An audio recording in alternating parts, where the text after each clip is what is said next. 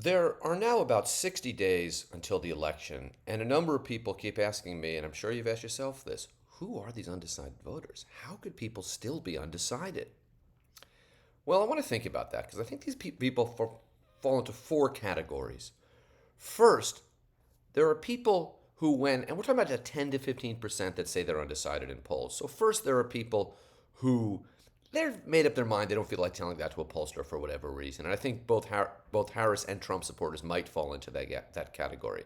Secondly, there are people who aren't going to vote, but they don't feel like telling that to a pollster. And that's a large group. So that 10 or 15%, when we look at people who are really likely to vote, it's more like 5 or 8%. And I would urge you to look at the screen for voter. If they're just asking people, are you likely to vote? That's not a great screen.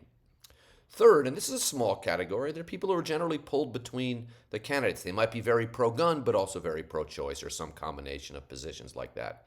And fourth, and this is a large group, these are people who are paying almost no attention to politics, not even enough attention to have a strong opinion about one or both of these candidates.